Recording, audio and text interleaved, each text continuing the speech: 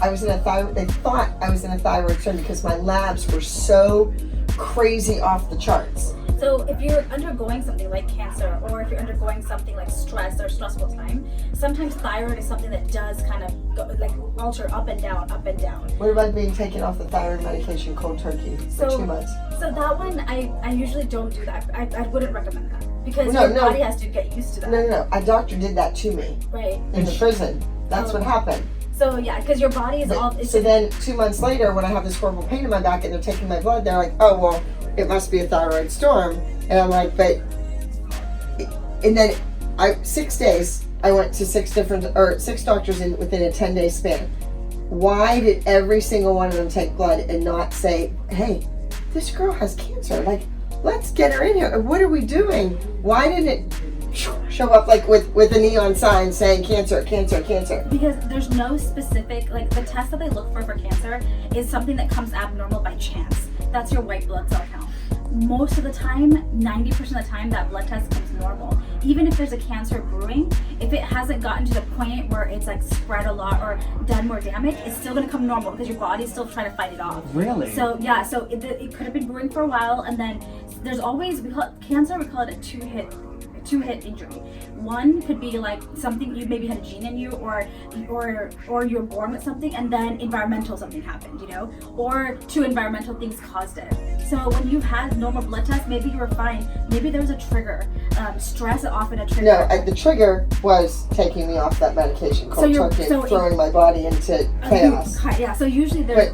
But I need to just do more investigation myself, because they said that you have to, in order to get Burkitt lymphoma, somewhere along the line I had to have mononucleosis. Yes. And I never had mono. It was like, my mother was always like, don't use anyone's lipstick, don't drink out of anyone's soda, you're gonna get mono, you're gonna get mono. And apparently I did have a strain of it at some time, and that's where the Burkitt lymphoma, they think it could have come from. But in my brain and in my heart, I know that prison doctor taking me off of that medication threw my body into utter disrepair, chaos. Yeah, utter chaos. It did. And usually. And wait, Dr. Patel, do you agree with her statement? Do you agree with what she just said? Well, the only thing is the cancer part is it's a big thing to throw. That one caused that, right? It could have, possibly, but it definitely like something about big lawsuit against it. I have to prove that it did. Well, we can invest, because it's a big like Burkitt lymphoma. Like their doctor said, there has to be a viral component to it, like mono, EBV. That's the Epstein-Barr virus. So, and usually a lot of us, from sharing a drink or grandma kissing us or something like that, getting cold sores, things like that, we can get EBV or the mono. But usually when we're under a lot of stress or something like that, like it explodes, and then we get the true full-blown disease of mono, which is really tired, fatigue for weeks. There's no treatment for it. No, I know that, but what I'm just asking, I guess I wanted a simple, short answer of if I would have come to you, if you were one of those 6 doctors and you took my blood, would you have seen the cancer?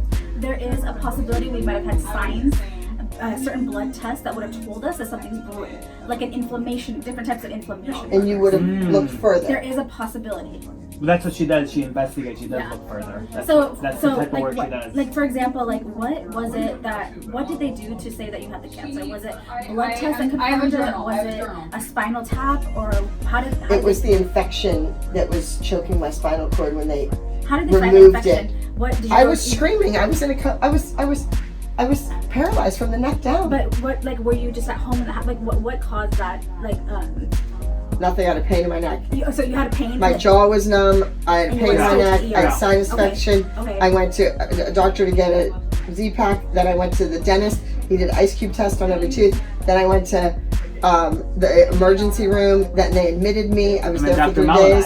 They dropped me out. I went back 11 hours later into the emergency room with the same symptoms. Go home and take it easy, honey. And then I went to the spinal surgeon, and I walked in and he wanted to put me on his table, and I couldn't lay down. I was in too much pain. He sent me across the street to have a Twilight to get knocked out for the MRI. I went in the machine. They pulled me out after 15 minutes because my arms and legs were flailing around and they couldn't get the images, and they wrote in the computer to my doctor that it was inconclusive.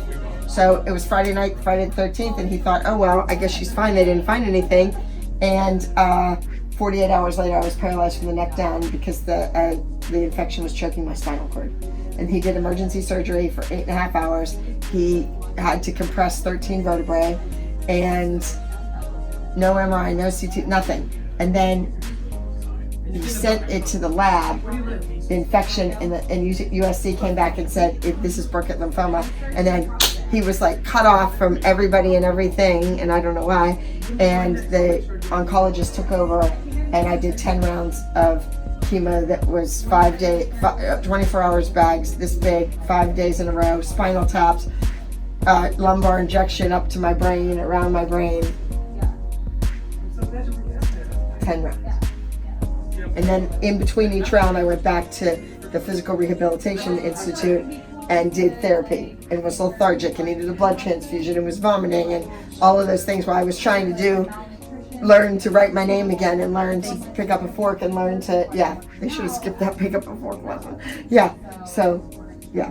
So for me to be how I am now, like I just saw one of my old occupational therapists and she's like, Abby, you have no idea that when you came in, that none of us thought you would ever that you would be a vegetable. That's how bad you were. And I didn't realize that. I had no idea. I mean, I knew I was going through whatever, but I didn't realize, they said, we never thought that you would be able to even lift your leg up or anything. I mean, it's when you come out of that kind of a surgery, it's, can you move your arms? Can you move your feet? Like they're worried. My dad had brain surgery. So I know that when they come out, you could be paralyzed, you could be this, you could be that, right? It's here. Okay, just so you know, they hired another company to pick me up at the airport and I didn't like them and I said, I want my regular people that I use all the time. And I gave them your business number. That's what happened. So I got you this gig.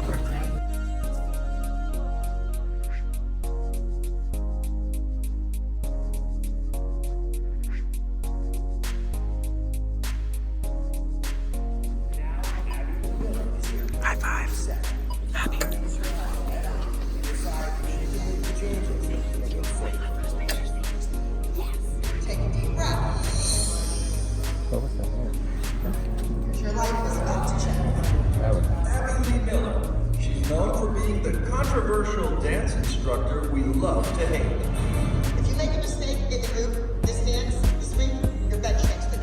Abby herself was benched in 2017 when she was sent to prison for not paying taxes on $775,000 of income. The dance mom became dance mom.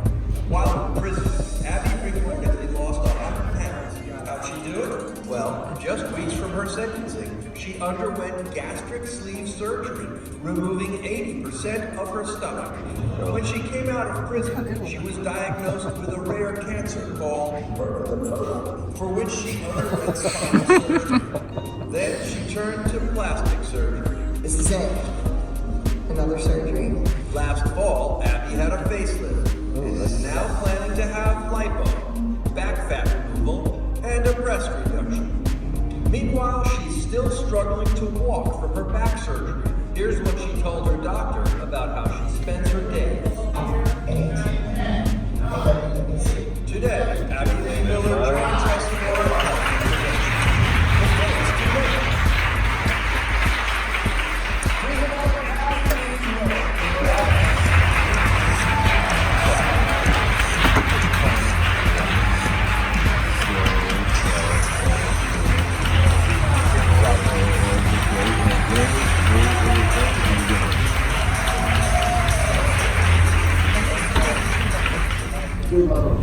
That intro is like something else. I always try to like this impossible for a while. Well, I'm curious, connected that to where you are now and how much the association with being a physical person.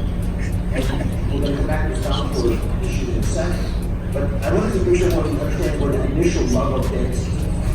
My mom, of course. My mom owned 7 studios in Miami, Florida. And then she married my dad in Pittsburgh, Pennsylvania.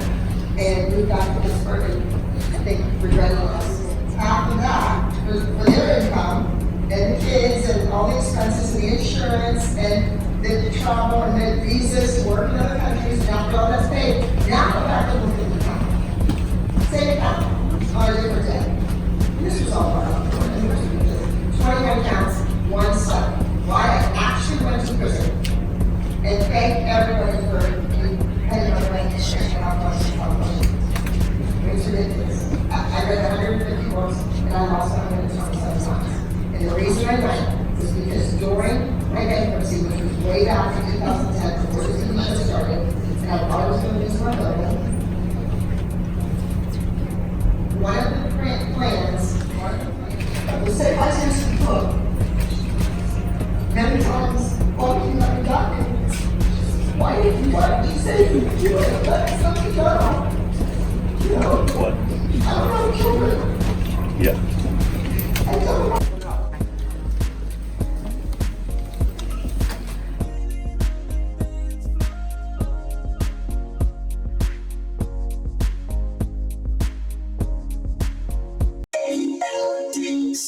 You've obviously watched my video. Now like, comment, and subscribe.